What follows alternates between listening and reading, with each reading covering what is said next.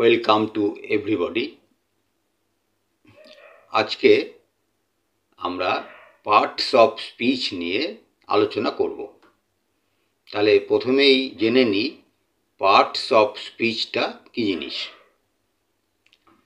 Parts মানে তো আপনারা সকলে বুঝতেই পারছেন, পার্টস মানে অংশ, পার্ট মানে অংশ।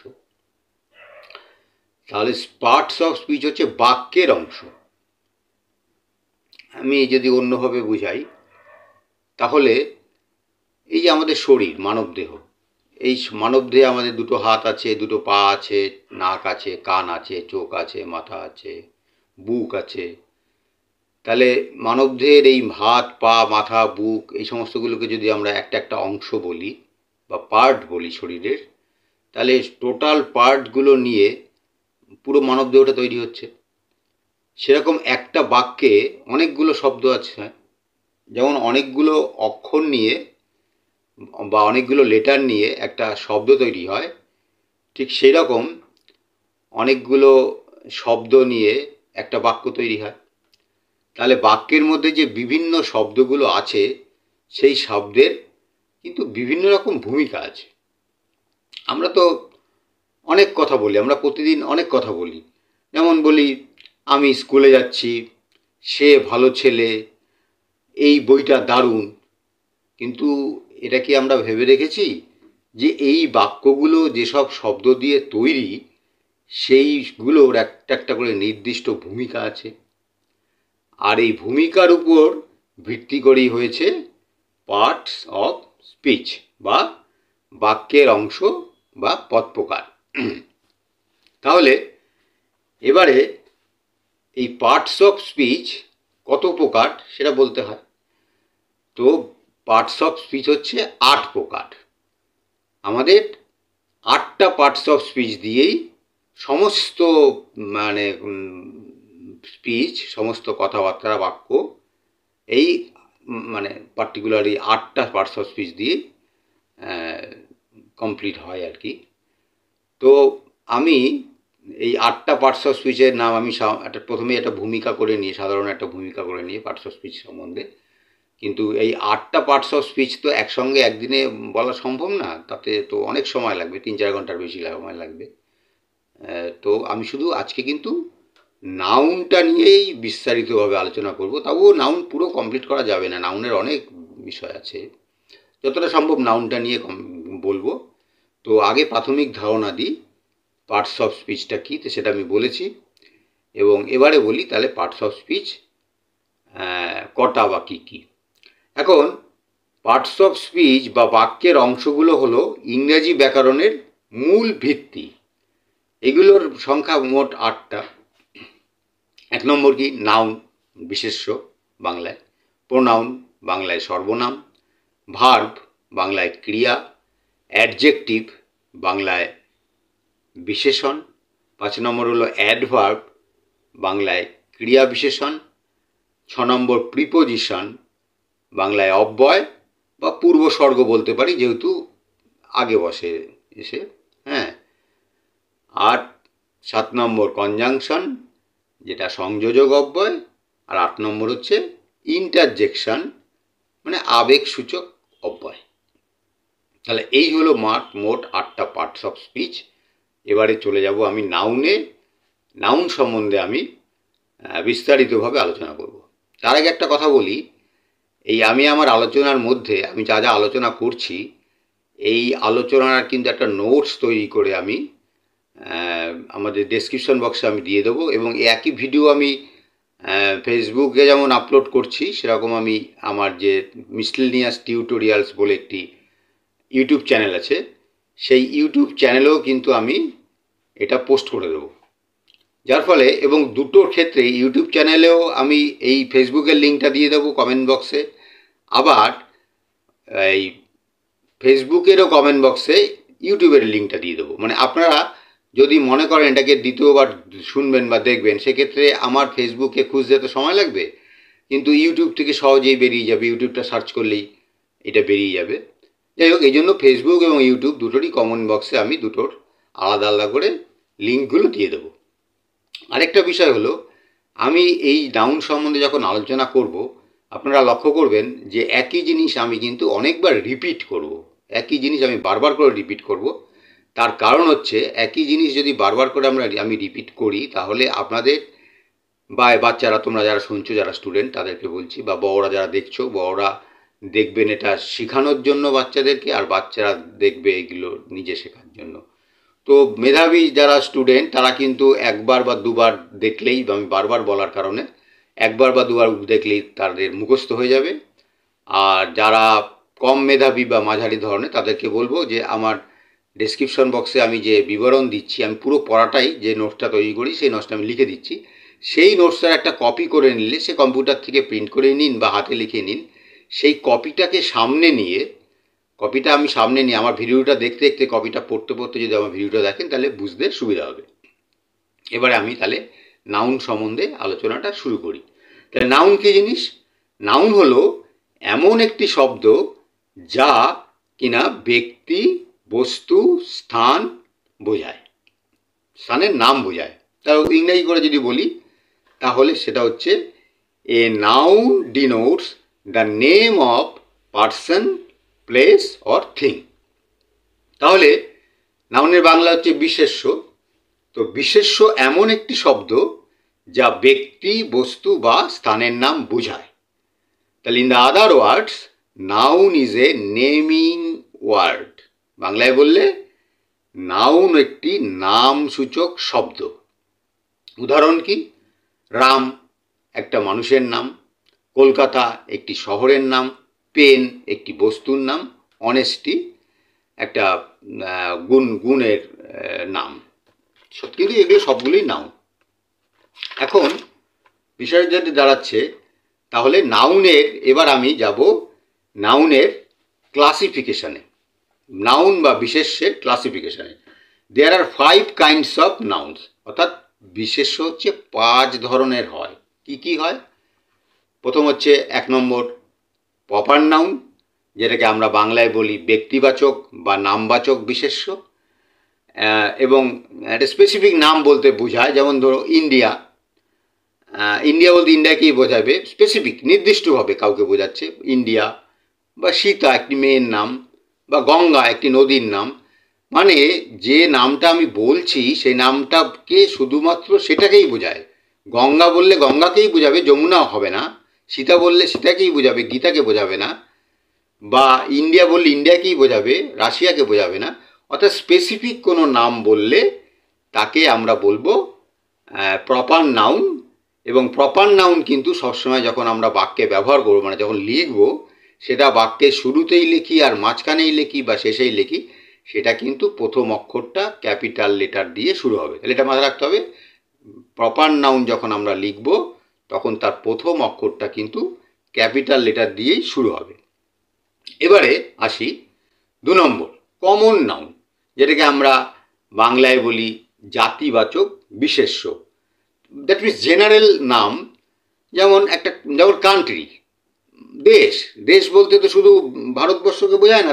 আমি যদি শুধু দেশ বলি, ইন্ডিয়া বলতে যেমন শুধু ভারতকেই বোঝাচ্ছে বা ইন্ডিয়াকেই বোঝাচ্ছে, কিন্তু আমি যদি দেশ বলি তাহলে সমস্ত দেশকেই বোঝাচ্ছে। সেটা রাশিয়া হতে পারে, জাপান হতে পারে, চীন হতে পারে, আমেরিকা হতে পারে, ইন্ডিয়াও হতে পারে। আবার যদি গার্ল, গার্ল বলতে সমস্ত মেয়েদের বোঝাচ্ছে। ভারতের মেয়েরাও গার্ল, রাশিয়ার মেয়েরাও গার্ল, ইংল্যান্ডের মেয়েরাও গার্ল, অর্থাৎ সমস্ত গার্লকে বোঝাচ্ছে। কিন্তু যদি আমি সীতা বলি, তাহলে সীতা একটি নির্দিষ্ট মেয়েকে বোঝাচ্ছে, অর্থাৎ সীতা হচ্ছে প্রপার নাউন, আর গার্ল হলো বা মেয়ে হলো কমন নাউন। রিভার, রিভার একটা কমন নাউন। রিভার বলতে যে কোনো নদীকেই বোঝায়। রিভার বলতে নর্মদা হতে পারে, তাপ্তি হতে পারে, গঙ্গা হতে পারে, যমুনা হতে পারে, মিসিসিপি হতে পারে, মিসৌরি হতে পারে, আমাজন হতে পারে। তাহলে রিভার বললে কিন্তু আমি বোঝাচ্ছি একটা কমন নাউন। কিন্তু আমি যদি বলি আমাজন, তাহলে কিন্তু সেটা শুধুমাত্র আমাজনকেই বোঝায়, অর্থাৎ সেটা হচ্ছে প্রপার নাউন। এবারে আসি কালেকটিভ নাউন বা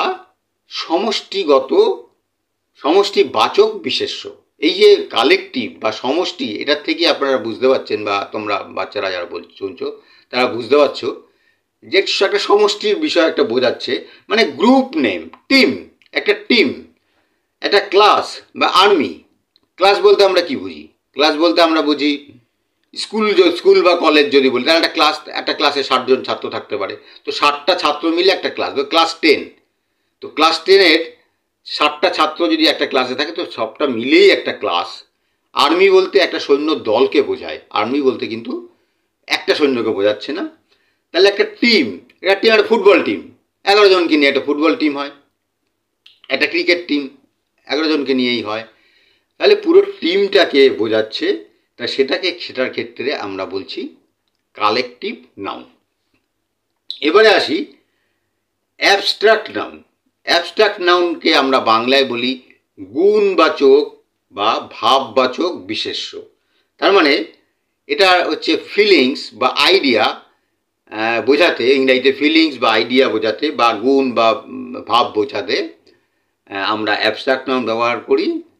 যদি উদাহরণ দিই, অনেস্টিকে তো দেখা যায় না, ছোঁয়া যায় না, অনেস্টিকে অনুভব করতে হয়।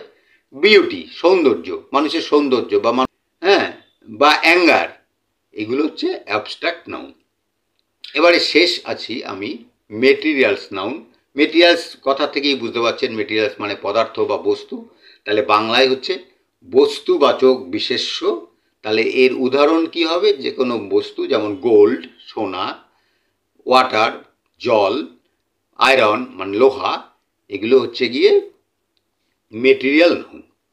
এবার এই যে নাউনের ধরন, এই যে টাইপস অফ নাউন, আমরা যেটা 5টা নাম বললাম, প্রপার, কমন, কালেকটিভ, অ্যাবস্ট্রাক্ট এবং মেটেরিয়াল, এই যে 5টা নাউন বললাম, এই 5টা নাউনকে আমি আবার ডিটেলিংয়ে যাচ্ছি। আমি প্রথমেই বলেছি যে আমি একই জিনিস বারবার করে বলবো, এবং আমার লেখাতেও বারবার করে লেখা আছে, পড়লে কিন্তু মানে বারবার বলার ফলে একটা রিভিশন হয়ে যাবে। তাহলে প্রপার নাউন হচ্ছে নামবাচক বিশেষ্য। কি তার না, প্রপার নাউনটা তাহলে কি? যা কোনো নির্দিষ্ট ব্যক্তি, স্থান বা জিনিসের নাম বোঝায়। রাম বলতে রামকেই বোঝায়, পাশে শ্যাম বসে থাকলে হবে না, শ্যাম বুঝবে না। গঙ্গা বলতে গঙ্গাকেই বোঝাবে, ইন্ডিয়া বলতে ইন্ডিয়াকেই বোঝাবে, রাশিয়াকে বোঝাবে না। তাহলে যা কোনো নির্দিষ্ট ব্যক্তি, যেমন নাম, নির্দিষ্ট স্থান মানে ধরুন ভারতবর্ষ একটা জায়গা বা কলকাতা, বা জিনিসের নাম বোঝায়। জিনিসের নাম বলতে নির্দিষ্ট কোনো একটা যদি জিনিসের নাম হয়, তো সেটাকে আমরা বলবো প্রপার নাউন। তাহলে প্রপার নাউনের সংজ্ঞা আমরা কি বলতে পারি? ইংরাজিতে আমরা বলতে পারি a proper noun is the name of one particular person, place, thing or event. এটাকে বলছি আমরা প্রপার নাউন। বাংলা করে বললে এটাকে বলা হচ্ছে যে নামবাচক বিশেষ্য এমন এক নাম যা কোনো নির্দিষ্ট ব্যক্তি, বস্তু, স্থান বা ঘটনার জন্য ব্যবহৃত হয়। এক্সাম্পল কি? আবারও বলি এক্সাম্পল: রাম, গঙ্গা, গান্ধী, কলকাতা, ইত্যাদি ইত্যাদি। তো এবারে a proper noun becomes common. একটা প্রপার নাউন কিন্তু কমন নাউন হিসাবেও ট্রিট হতে পারে। কখন a proper noun becomes common? কখন? সেটা হলো যে when it is used in the descriptive sense to denote an object to a similar character to itself. তাহলে একটা প্রপার নাউন কখন কমন হিসাবে ট্রিট হতে পারে? A proper noun becomes common when it is used in the descriptive sense to denote an object to a similar character to itself. Bangla করে বললে কি হবে? কোনো নির্দিষ্ট নামকে বর্ণনামূলক অর্থে যদি ব্যবহার করা হয়, তখন সেটা সাধারণ হয়ে যাচ্ছে। আবার বলি, কোনো নির্দিষ্ট নামকে বর্ণনামূলক অর্থে যদি ব্যবহার করা হয়, তখন সেটা সাধারণ হয়ে যাচ্ছে। উদাহরণ: Valmiki is the Homer of India. Valmiki is the Homer of India. Valmiki ভারতের হোমার। তাহলে এখানে হোমার নামটি কবির প্রতীক হয়ে দাঁড়িয়েছে। আবার a proper noun becomes common when it applies to several persons of the same name. আবার কখন কমন হয়ে যাচ্ছে? এ প্রপার নাউন, বারবার বলছি এই কারণে বোঝানোর সুবিধার জন্য, a proper noun becomes common when it applies to several persons of the same name. Bangla করে বললে কি হচ্ছে, যখন একাধিক ব্যক্তির জন্য একই নাম ব্যবহৃত হয় তখন সেটি সাধারণ বিশেষ্য হয়। হ্যাঁ, তাহলে উদাহরণ কি দেওয়া যেতে পারে? There are two Surmas here, there are two Surmas here, বা there are two Kaushik here. তার মানে এখানে দুটো সুরমা আছে, বা এখানে দুটো কৌশিক আছে। একটা ক্লাসের মধ্যে যে কৌশিক নামে যদি দুজন ছাত্র থাকে, তাহলে দুজনেই তো কৌশিক, দুটো কৌশিক, সেক্ষেত্রে এটা কমন হয়ে যাচ্ছে। তাহলে আবারও বলি, proper noun must begin with a capital letter. তার মানে নামবাচক বিশেষ্য অবশ্যই বড় হাতের অক্ষরে শুরু হতে হবে। আমরা যখন লিখব, কোনো সেন্টেন্স লিখব, সেই সেন্টেন্সের সামনেই হোক, মাঝেই হোক আর শেষেই হোক, প্রপার নাউনটা যে রাম কথাটা সামনেই হোক, মাঝখানেই হোক বা শেষেই হোক, বা কলকাতা কথাটা বা গঙ্গা কথাটা যেখানেই বা আমরা লিখি না কেন, আমাদের কিন্তু প্রথম অক্ষরটা, রামের আর অক্ষরটা কিন্তু, বা গঙ্গার জি অক্ষরটা, বা ইন্ডিয়ার আই অক্ষরটা কিন্তু ক্যাপিটাল লেটার বা বড় হাতের অক্ষরে শুরু করতে হবে। তাহলে এই হলো প্রপার নাউনের ডিটেলিং। এবারে আমি যাই কমন নাউন, মানে জাতিবাচক বিশেষ্য। এর সংজ্ঞাটা কি? The name given in common to every person or thing of the same class or kind. আরেকবার বলি, the name given in common to every person or thing of the same class or kind. তাহলে কি হচ্ছে?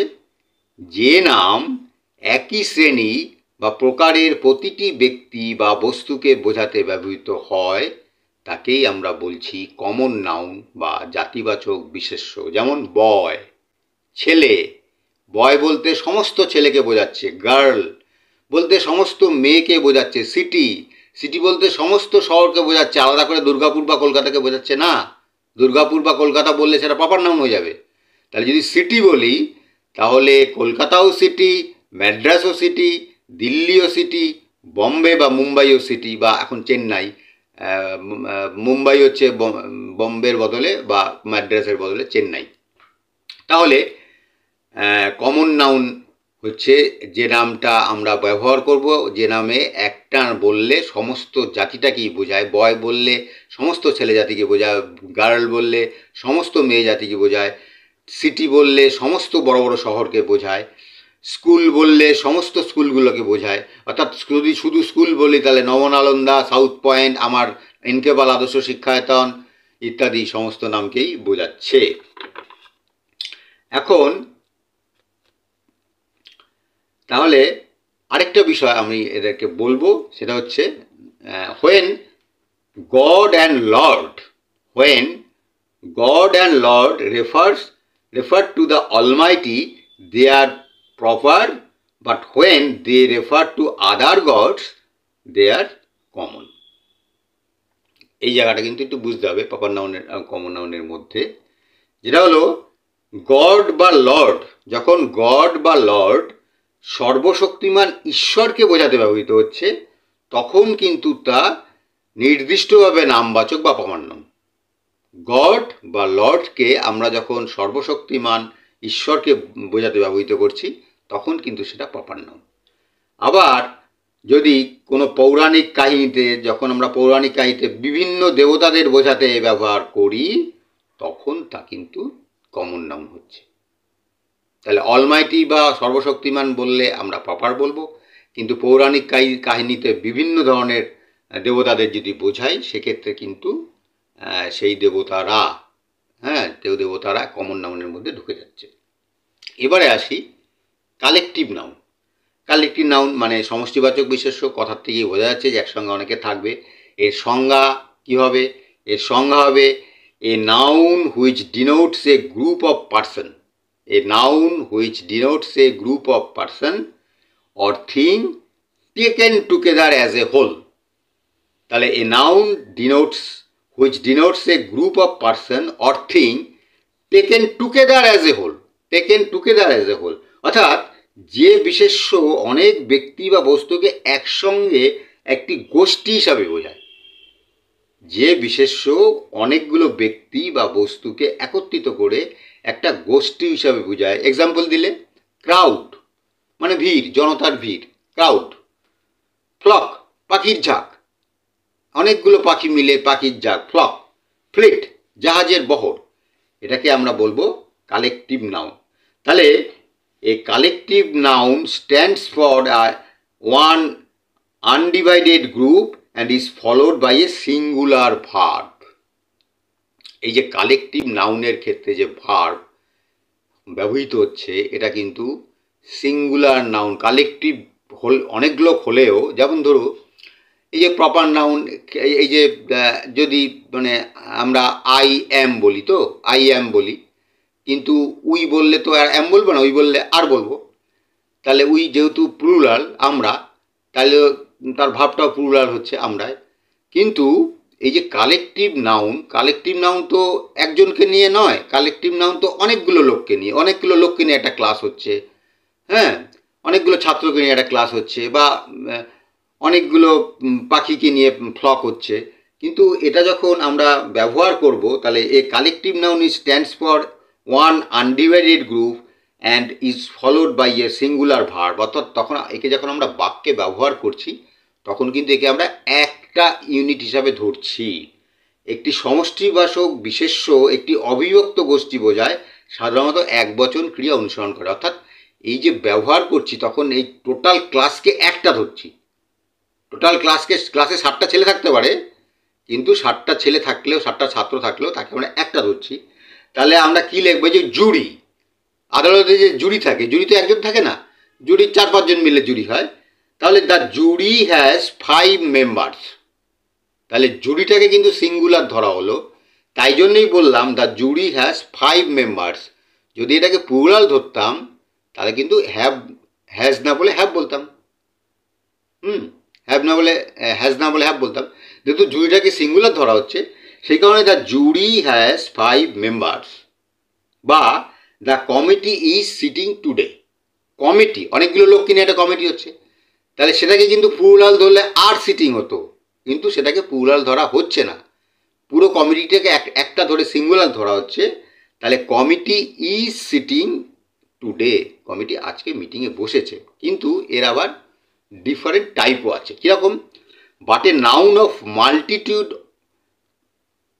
draws our attention to the individuals for forming the group and is followed by a plural verbs. তাহলে কি জিনিসটা হলো যে but a noun of multitude draws our attention to the individuals forming the group and is followed by a plural verb. যদি বাংলা করে বলি, তাহলে কিন্তু নাউনের মাল্টিটিউড অর্থাৎ জনসমষ্টির যে বিশেষ্য, নাউনের যে জনসমষ্টির যে বিশেষ্য, সেটা গোষ্ঠীর প্রত্যেকটি সদস্যদের উপর গুরুত্ব দেয়। মানে প্রত্যেকটি সদস্যকে আলাদা আলাদা যদি বোঝানো হয়, তাহলে কিন্তু বহুবচন ক্রিয়া অনুসরণ করবে। যেমন উদাহরণ দিই, the jury were divided in their opinions. অর্থাৎ জুরি সদস্যরা তাদের মতামতের মধ্যে বিভক্ত ছিলেন। এক্ষেত্রে প্রত্যেকটা আলাদা আলাদা জুরিকে কিন্তু গুরুত্ব দেওয়া হচ্ছে, প্রত্যেকটা আলাদা আলাদা জুরির ক্ষেত্রে একটা গুরুত্ব দেওয়া হচ্ছে, মানে আলাদা ধরা হচ্ছে। তখন কিন্তু পুরো জুরিটাকে একটা ধরা হচ্ছে না, ইন্ডিভিজুয়াল ধরা হচ্ছে। সেই কারণে যে জুরিগুলো মতে দ্বিধা বিভক্ত ছিল, মানে একই মতের ছিল না, তাই জন্য কিন্তু আমরা ওয়াজ ব্যবহার না করে ওয়্যার ব্যবহার করলাম। তাহলে the jury were divided in their opinions. আর যদি বলি, প্রথমে যেমন বলেছিলাম কমিটি ইজ সিটিং টুডে, পুরো কমিটিটাকে সিঙ্গুলার ধরেছিলাম, কিন্তু কমিটির মেম্বারদের যদি আমি আলাদা আলাদাভাবে ধরি, যেমন এই যে সেন্টেন্সটা, the committee were not unanimous, the committee were not unanimous, তাহলে কমিটির সদস্যরা একমত ছিলেন না। তাহলে কি দাঁড়ালো? The committee were not unanimous, মানে কমিটির সদস্যরা একমত ছিলেন না। এবারে আসি মেটেরিয়াল নাউন। মেটেরিয়াল বলতেই বোঝা যাচ্ছে যে যেটা বস্তুবাচক বিশেষ্য। তাহলে যে পদ বস্তু বা উপাদান বোঝায়, যা দিয়ে জিনিস তৈরি হয়। গোল্ড কি তৈরি হয়? গয়না। ওয়াটার জল, জল দিয়ে তো সব কিছুই তৈরি করতে লাগে, মাংস রান্না করতেও জল লাগে, আবার আবার আইসক্রিম তৈরি করতেও জল লাগে, জল। আবার বাড়ি তৈরি করতেও জল লাগে, একটা বাড়ি তৈরি করতেও সিমেন্ট বালির সঙ্গে জল মেশাতে হয়। রাইস, ভাত তৈরি হয়। তাহলে a noun which means the matter or substance of which things are made. বাংলায় বললে যে বিশেষ্য কোনো বস্তুর গঠন বা উপাদানকে বোঝায় তাকে আমরা বলছি মেটেরিয়াল নাউন। কি এক্সাম্পল? গ্লাস, কাচ বাংলায়, কোল, কয়লা, হুইট, গম, রাইস, চাল। ঠিক আছে, তাহলে এগুলো হচ্ছে মেটেরিয়ালস নাউন। এবারে 5 নম্বর এবং শেষ যাচ্ছি, সেটা হচ্ছে অ্যাবস্ট্রাক্ট নাউন। অ্যাবস্ট্রাক্ট নাউন কি আমি কি বলেছিলাম বাংলায়? গুণবাচক বা ভাববাচক বিশেষ্য।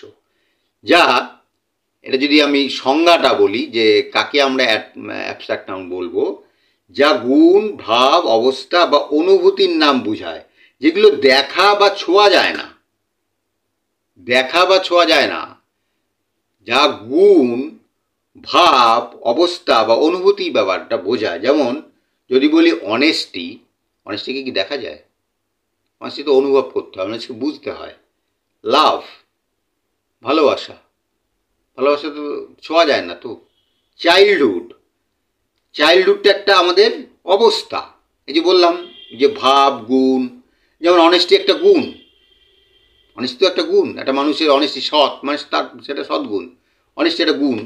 সেরকম চাইল্ডহুড হচ্ছে আমাদের একটা অবস্থা। আমাদের এই যে মানুষ, আমি এখন going to be senior citizen হতে চলেছি, তো মানে বৃদ্ধ অবস্থা যদি বৃদ্ধ বলা হয়, যাই হোক, আগের দিন তো বলতো, এখন বৃদ্ধ ব্যাপারটা দেরি হয়ে গেল, মানে আর দেরি হয়েছে, মানে বেরিয়ে। তো চাইল্ডহুড শৈশব অবস্থা, হ্যাঁ, তাহলে অবস্থাকে বোঝায়। তাহলে আমি যদি এটাকে সংজ্ঞা করে বলি, ডেফিনেশনটা কি হবে? An abstract noun is the name of A quality. An abstract noun is the name of A quality, that means honesty. Honesty মানে তার কোয়ালিটি।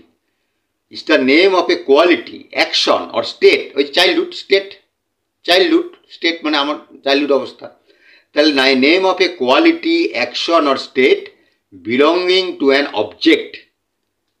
তাহলে অ্যাবস্ট্রাক্ট নাউনটা কি হচ্ছে? An abstract noun is the name of A quality, action or state belonging to an object. Bangla করে যদি বলি, একসঙ্গে বাংলা ব্যাকরণটাও শেখা হয়ে যাচ্ছে, সেটা হলো অ্যাবস্ট্রাক্ট নাউন এমন একটি নাম যা কোনো গুণ, কাজ বা অবস্থাকে বোঝায়, যা কোনো বস্তুর সঙ্গে সম্পর্কযুক্ত। যেমন এক্সাম্পল, সফটনেস, নরমতা, সফটনেস, মুভমেন্ট, চলন বা গতি, চাইল্ডহুড, শৈশব অবস্থা। তাহলে কোয়ালিটি, অ্যাকশন, অ্যাকশন হচ্ছে কর্ম, হ্যাঁ, এই যে মুভমেন্ট, মুভমেন্ট একটা অ্যাকশন হচ্ছে, মুভমেন্ট। তো স্টেট অবস্থা, যেটা চাইল্ডহুড বললাম।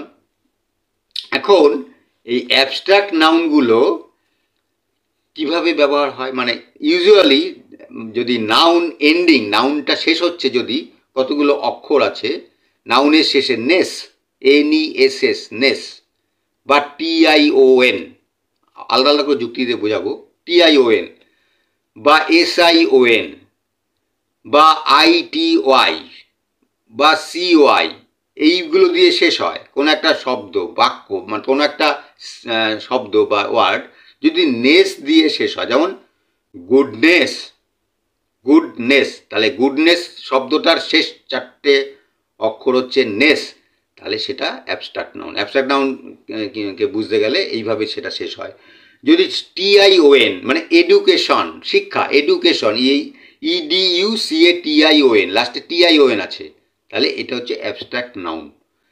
SION বলেছি, তাহলে ডিসিশন, ডিসিশন বানানটা কি হচ্ছে DECI SION, লাস্ট 4টে অক্ষর SION, তা ডিসিশন মানে সিদ্ধান্ত, এটা হচ্ছে অ্যাবস্ট্রাক্ট নাউন।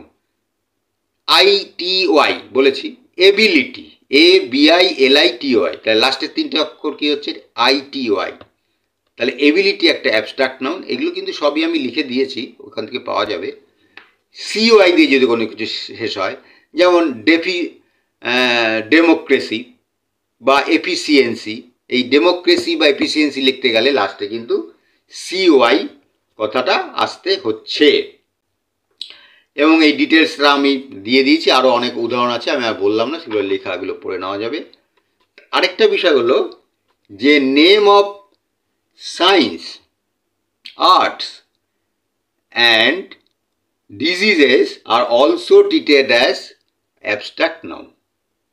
তাহলে অ্যাবস্ট্রাক্ট নাউন আর কি কি হলে হতে পারে, সেটা হচ্ছে name of science, arts, diseases are also treated as abstract noun. Bangla করে যদি বলি, বিজ্ঞান, শিল্পকলা এবং রোগের নামকেও অ্যাবস্ট্রাক্ট নাউন বা গুণবাচক বিশেষ্য বলা হয়। উদাহরণে যাই, মিউজিক, পলিটিক্স, ম্যালেরিয়া, এগুলো হচ্ছে abstract noun. But when different kinds or on attacked when different kinds on attack of a disease are meant, they become common noun। মানে গণ্ডগোল, মানে এই বোঝার মধ্যে, যখন প্রথমে বলছি ডিজিজ হলে সেটা অ্যাবস্ট্রাক্ট নাউন, আবার তার মধ্যেও একটু শ্রেণীবিভাগ আছে, একটু বিশেষত্ব আছে, যে যখন কোনো রোগের বিভিন্ন প্রকার আক্রমণের কথা বলা হয় তখন সাধারণ বিশেষ্য হয়। তাহলে কী দাঁড়াচ্ছে, আবার বলি, যে যখন কোনো রোগের বিভিন্ন প্রকার বা আক্রমণের কথা বলা হয় তখন কিন্তু সাধারণ বিশেষ্য হয়। যেমন I had one of my headache, headache মানে মাথা ব্যথা, I had one of my headache, আমার মাথা ব্যথাগুলোর মধ্যে একটি হয়েছিল। কিছু অতিরিক্ত টিপস আবার দিচ্ছি, সেটা হলো প্রপার নাউন সবসময় ক্যাপিটাল লেটার দিয়ে তৈরি হবে। কালেকটিভ নাউন সাধারণত সিঙ্গুলার। কালেকটিভ নাউন কখন সিঙ্গুলার কখন প্লুরাল উদাহরণ দিয়ে বুঝিয়েছি, আবারও বলছি, কালেকটিভ নাউন কিন্তু সাধারণত সিঙ্গুলার ভার্ব নেবে। কালেকটিভ নাউন সাধারণত সিঙ্গুলার ভার্ব নেবে।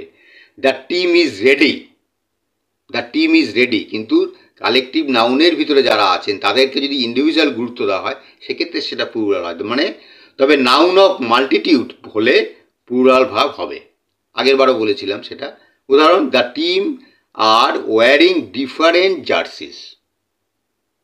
তাহলে একটা টিম যখন আমি সিঙ্গেল ধরছি তাহলে টিম ইজ রেডি, কিন্তু একটা টিমের এই যে বিভিন্ন প্লেয়ার তারা যদি আলাদা আলাদা জার্সি পরে থাকে সেক্ষেত্রে ইন্ডিভিজুয়াল ধরা হচ্ছে, সেই ক্ষেত্রে কিন্তু টিমটা প্লুরাল নাম্বারের যুক্ত হচ্ছে। তাহলে the team are wearing different jerseys. এই হলো মোটামুটি। হ্যাঁ, আরও একটা জিনিস বলা হয়নি, সেটা হলো যে ওই প্রপার নাউন আর কমন নাউন এদের মধ্যে একটা সম্পর্ক, একটা কম্পারেটিভ টেবিল বানিয়ে আমি দিয়েছি, আর সেটা আরেকবার তাহলে বলে দিচ্ছি। Differences between proper noun and common noun. Common noun আর প্রপার নাউনের মধ্যে ডিফারেন্স কিছুটা বোঝাচ্ছি। তো প্রপার নাউনের এক্সাম্পলটা কি? প্রপার নাউন তো আগেই বলেছি যে প্রপার নাউন হলো কোনো নির্দিষ্ট ব্যক্তি, দেশ, শহর, নদী, রাজ্য, বার, সোমবার, মঙ্গলবার, বুধবার, বার, মাস, মে, জুন, জুলাই, হ্যাঁ, চা, সংবাদপত্র প্রভৃতির নির্দিষ্ট নামটাকে বোঝায়। প্রপার নাউন তো আরেকবার বলি যে প্রপার নাউন বলতে কোনো নির্দিষ্ট ব্যক্তি, দেশ, শহর, নদী, রাজ্য, বার, মাস, চা, সংবাদপত্র প্রভৃতির নির্দিষ্ট নাম বোঝায়। যেমন ঋতুপর্ণা, অনুপম, লন্ডন, ম্যাদ্রাস। আর প্রপার নাউন লেখার ক্ষেত্রে সর্বদাই ক্যাপিটাল লেটার দিয়ে শুরু হয়, আমি আগেও বার কয়েক বলেছি। তো যাই হোক, এখন কমন নাউন ভার্সেস প্রপার নাউনের যদি একটা টেবিল বানিয়ে দিই তাহলে কমন নাউন আর প্রপার নাউন আমার দেওয়া আছে, লেখা আছে। সিটি, সিটি একটা কমন নাউন। এবার সিটি মানে ক্যালকাটা, বোম্বে, দিল্লি।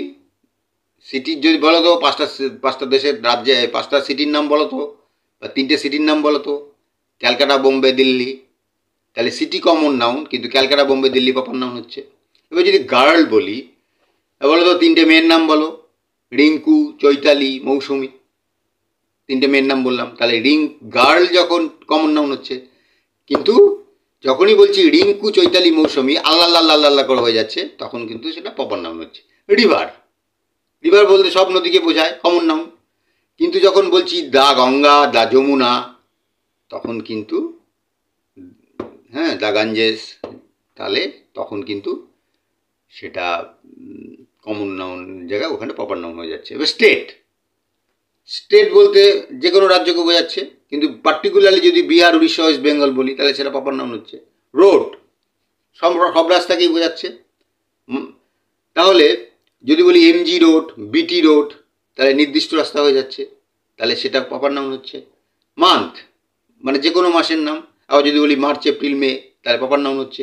বুক যে কোনো বই হতে পারে। আবার Discovery of India, the Gita হলে নির্দিষ্ট নাম হচ্ছে, তাহলে প্রপার নাউন হচ্ছে। তাহলে কিছু গুরুত্বপূর্ণ টিপস দিচ্ছি। নাউন ক্যান বি সিঙ্গুলার আর প্লুরাল। নাউন কিন্তু এক বচনও হতে পারে, বহু বচনও হতে পারে। Noun can be singular, plural. যেমন বয় থেকে বয়েজ, বয় বলতে একটা বালক, বয়েজ মানে বালকগুলি। চাইল্ড থেকে চিলড্রেন, চাইল্ড মানে একটা শিশু, চিলড্রেন মানে অনেক শিশু। তাহলে ইট ক্যান বি কাউন্টেবল আর আনকাউন্টেবল।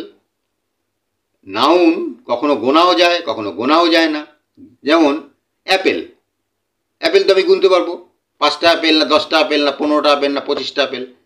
কিন্তু ওয়াটার, ওয়াটারকে তো গুনতে পারবো না। ওয়াটারকে মাপা যায়, ওয়েট করা যায়, তার ভলিউম মাপা যায়, তার ওজন মাপা যায়, কিন্তু ওটাকে গোনা যায় না। তাহলে noun can act as subject, noun can act as subject, object or complement in a sentence. Noun সেন্টেন্সে কীভাবে ব্যবহার হচ্ছে? নাউন সেন্টেন্সে বিভিন্নভাবে ব্যবহার হচ্ছে। তাহলে noun can act as subject হিসাবে ব্যবহার হচ্ছে, noun can act as subject মানে নাউন সাবজেক্ট হিসাবে ব্যবহার হচ্ছে, অবজেক্ট হিসাবে ব্যবহার হচ্ছে, noun can act as object or component, এই কমপ্লিমেন্ট ইন এ সেন্টেন্স। তা এইভাবে মোটামুটি পুরো নাউন আমরা শেষ করে ফেললাম। তাহলে আজকে আমরা যেটা জানলাম, আমরা কি কি জানলাম, কি কি শিখলাম? হ্যাঁ, আজকে আমরা কিন্তু নাউন সম্পর্কে অনেক কিছু শিখলাম। মানে পার্টস অফ স্পিচের প্রথম এবং গুরুত্বপূর্ণ অংশ হচ্ছে নাউন। হ্যাঁ, এবং এই ভিডিওটায় আমি নাউন সম্বন্ধেই আলোচনা করলাম। পরবর্তী ভিডিওগুলোতে কিন্তু একে একে বাকিগুলো আলোচনা করব। তাহলে আমি যদি সারাংশ করি, তাহলে আজকে আমরা জানলাম নাউন মানে শুধু নাম নয়, এটা ভাষার একটি ভীষণ গুরুত্বপূর্ণ অংশ। এবং নাম যে শুধু নাম নয়, শুধু মানুষের নাম নয়, জায়গা, বস্তু, অনুভূতি সব কিছুরই নাম। নাউন মানে শুধু মানুষের নাম নয়, নাউন মানে জায়গা, বস্তু, অনুভূতি। ভালোবাসাটা তো অনুভূতি। হ্যাঁ, তো সব কিছুরই নাম হচ্ছে নাউন। তাহলে আমরা যখন সঠিকভাবে নাউনের ব্যবহার করতে পারবো, তখন বাক্য গঠনটা কী হবে? আরও সুন্দর হবে, আরও নির্ভুল, নিখুঁত হবে। তাহলে মোটামুটি নাউন সম্পর্কে আজকে আমি এখানেই আমার লেসেন শেষ করছি। আমি আগামী দিনে যে ভিডিওগুলো বানাবো পার্টস অফ স্পিচের আরও অনেকগুলো অন্যান্যগুলোকে আমি নিয়ে ভিডিও বানাবো। এছাড়াও টেন্স, ভয়েস চেঞ্জ, ন্যারেশন ইত্যাদি মানে ব্যাকরণের বিভিন্ন রকম ভিডিও আমি আগামী দিনে বানাবো। তো আজকের ভিডিওতে পার্টস অফ স্পিচ ভূমিকা করলাম, এবং পার্টস অফ স্পিচকে ভূমিকা প্রাথমিকভাবে করে শুরুতে করে তারপরে নাউনের ডিটেলিং আমি করলাম। তো আজকের ক্লাস এখানেই শেষ। আজকে আপাতত ইতি। নমস্কার।